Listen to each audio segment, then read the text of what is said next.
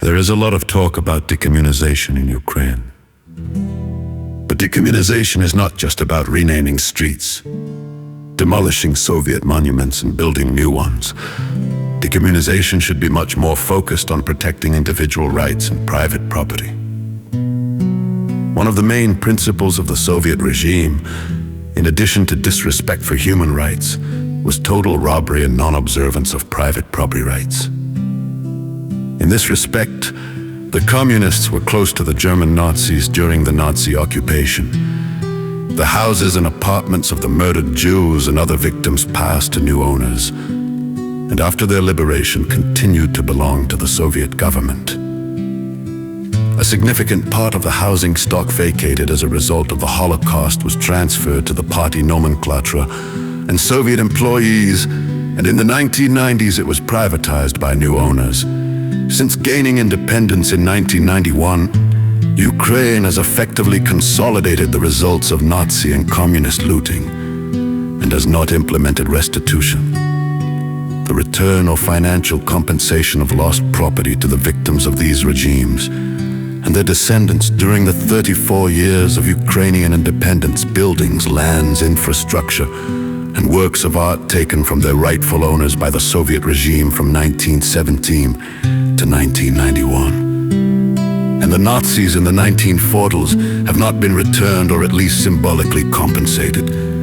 Instead, the looted property was privatized or remained in state ownership. At the same time, the best pieces of the loot went to the leaders of the Soviet bureaucracy, including the children and grandchildren of the organizers and accomplices of mass murder and repression. The privatization of former collective farms by former communist Kuchma is a vivid example of the legal cynicism of modern Ukraine. Collective agricultural lands seized from peasants in the 1920s and 1940s, many of whom were brutally murdered during the Holodomor or died during the Soviet-Ukrainian War in Western Ukraine of 1944-1953, were not returned to their former owners or their heirs. Although many of these owners were still alive in the 1990s X years, instead, the land was formally distributed only among collective farmers, many of whom had no rights to it at all. The problem of restitution of property confiscated by the communist and Nazi regimes and the restoration of the rule of law can be solved in various ways. It is obvious that a civilized solution to this problem will not only bring Ukraine closer to EU standards, but will also allow it to separate itself from the Soviet and Nazi past and practice, not just nominally. There is also no doubt that restitution could significantly strengthen the institution of private property in Ukraine, which is the foundation of the Ukrainian economy.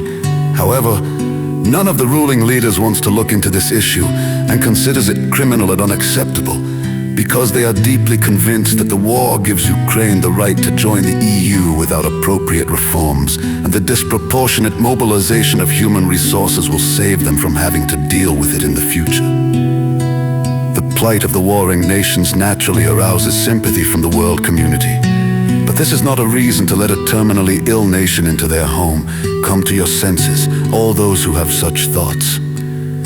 Imagine that two malicious tramps are fighting outside the window. Is someone who is smaller and weaker worthy of pity and sympathy? You can throw him a stick to balance the sides, but God forbid you open the door. Do not ruin yourself and your loved ones because of an incomprehensible situation on the street. Realize that this is not a risk, but suicide.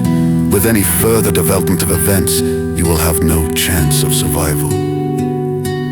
And finally, I want to say to all those who still call themselves Ukrainians, to all those who believed and did not doubt, were proud and did not think, admired the anthem of Ukraine, pinned their hopes on each of the corrupt presidents, did not want to know the history, and did not see the real state of affairs, I say, continue in the spirit.